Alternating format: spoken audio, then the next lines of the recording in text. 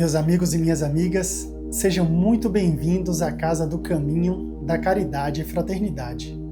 O tema do nosso vídeo de hoje é o último sermão realizado por Jesus na noite da última ceia para os seus discípulos. O Sermão do Cenáculo é uma daquelas passagens no Evangelho que fala diretamente aos nossos corações. Ele resume todos os seus principais ensinamentos para que os discípulos continuassem o seu trabalho após a sua partida.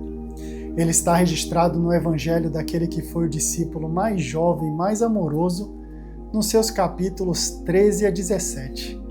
E João começa nos dizendo que Jesus levantou-se da mesa, pegou uma toalha, encheu uma bacia com água e lavou os pés dos seus discípulos. Nessa época, lavar os pés era um trabalho realizado exclusivamente por servos e não por senhores. E Jesus pergunta: vocês entenderam o que eu fiz? Vocês me chamam de mestre e de senhor, e de fato eu sou mesmo. Então, se eu, que sou o mestre e o senhor, lavei os pés de vocês, vocês devem lavar os pés uns dos outros. Aqui o que Jesus está nos ensinando e deixando como lição é sermos humildes em primeiro lugar. E a humildade é uma dessas virtudes que precisamos até os dias atuais de serem trabalhadas. No Evangelho segundo o Espiritismo, em 1863, o Espírito Lacordaire nos diz que a humildade é uma das virtudes mais esquecidas entre nós, seres humanos. Tem um conceito muito bonito sobre humildade no livro de Adenauer Novaes, Entusiasmo no Dia a Dia, em que ele nos fala que humildade é atitude perante a vida, buscando a realização pessoal e conquistando habilidades úteis a serviço do bem-estar próprio e do bem-estar coletivo. A integração dessas habilidades, ele tem primeiro um principal beneficiário, cada um de nós, e no segundo momento, o coletivo. É quando utilizamos esses tesouros que são adquiridos para a melhoria da nossa sociedade. A humildade, ela pode ser trabalhada no dia a dia, na nossa vida, levando em consideração que a vida é uma escola, de forma recorrente, ela nos chama a trabalhar cada uma das questões que precisam ser trabalhadas. O segundo ensinamento que Jesus nos deixa é de servir ao próximo. O serviço ao próximo como o gesto mais nobre do amor. Logo depois do ato do lava-pés, Jesus fica aflito e ele declara abertamente aos seus discípulos que um deles irá traí-lo. Os discípulos então começam a ficar preocupados com o que Jesus está dizendo, com o que ele acabou de afirmar, e Jesus continua o sermão deixando um novo mandamento: amem uns aos outros como eu vos amei. E aqui a grande questão é a régua que Jesus utiliza, como eu vos amei. A escala de Jesus, se formos considerar de 0 a 100, deve chegar em 200. E então, para mim, se for utilizar essa régua, esse amor de Jesus é como um amor de um pai ou uma mãe para com seu filho. O amor, nessas mais variadas formas, nessas mais variadas réguas, é o sentimento humano que mais nos aproxima de Deus e nos conecta ao divino. Jesus fala, na sequência, que Pedro irá negá-lo 3 vezes. Isso porque Pedro fala: Senhor, eu quero ir com você. Eu estou disposto a morrer pelo Senhor. Então é quando Jesus diz: está mesmo, Pedro? Pois eu te digo que isto é verdade.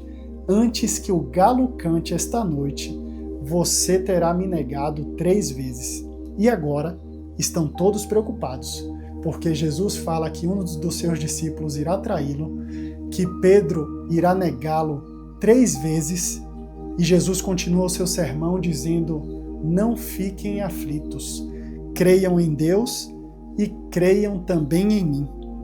Na casa de meu Pai há muitas moradas, e eu vou preparar um lugar para vocês. E vocês já conhecem o caminho para o lugar aonde eu vou. E então Tomé pergunta: Senhor, nós não sabemos aonde é que o Senhor vai. Como podemos saber o caminho? E Jesus responde em uma das suas frases mais emblemáticas, que toca profundamente os nossos corações até os dias de hoje. Ele diz: eu sou o caminho, a verdade e a vida. Ninguém pode chegar até o Pai, a não ser por mim. E desde agora vocês o conhecem e o têm visto. E então Filipe diz: Senhor, mostra-nos o Pai, e assim não precisaremos de mais nada. Jesus, bastante compreensivo, olha para Filipe e responde: faz tanto tempo que eu estou com vocês, Filipe, e você ainda não me conhece? Será que você não crê que eu estou no Pai e o Pai está em mim? O que Jesus está nos ensinando aqui é como vivermos a nossa vida, a boa vida, a vida completa, assim como Ele nos ensinou. Jesus dá o exemplo através não só de suas palavras, mas através também das suas ações. É como aquele famoso ditado que nas palavras de Jesus ficaria assim: faça o que eu digo e também faça o que eu faço. Jesus diz que deixará com eles um auxiliador, o Espírito da Verdade, que virá para ficar conosco para sempre. Ele pedirá isso ao Pai, para que esse Espírito venha e fique conosco até o fim dos tempos. Para nós no Espiritismo, compreendemos esse Consolador prometido como a própria doutrina espírita, que chegou milênios mais tarde para poder nos relembrar dos ensinamentos de Jesus e também esclarecê-los.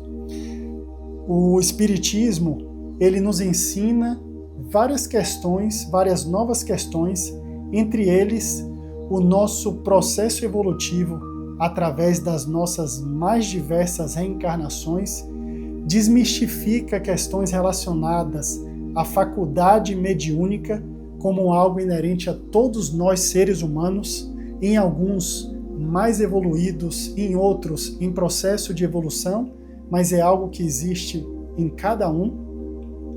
Ele também nos ensina que a vida continua após a vida. Com o Espiritismo agora não existe mais a morte, existe apenas a morte do corpo físico, mas como espíritos imortais que somos, sabemos que agora a nossa vida nunca cessa. Então é por isso que dizemos que a vida continua após a vida.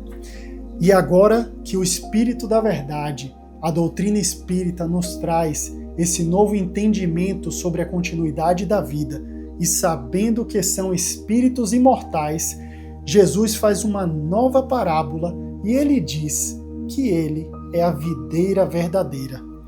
E ele começa dizendo: eu sou a videira verdadeira e o meu Pai é o lavrador.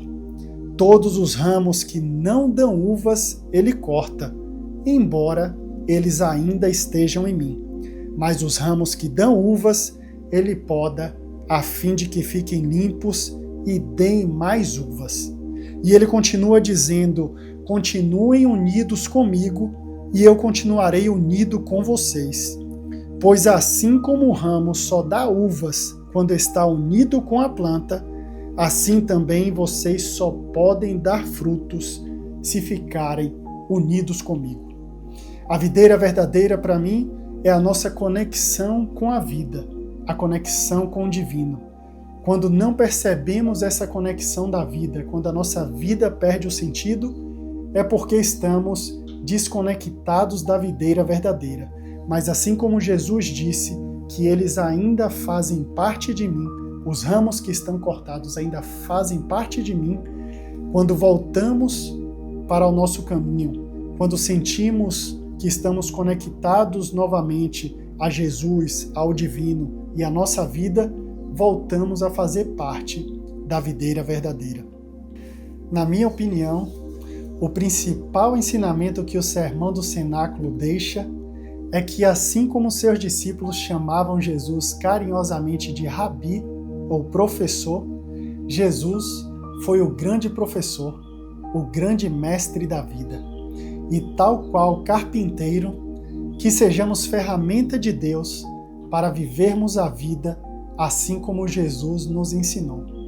Muita paz, fiquem com Deus e que Jesus nos abençoe agora e sempre.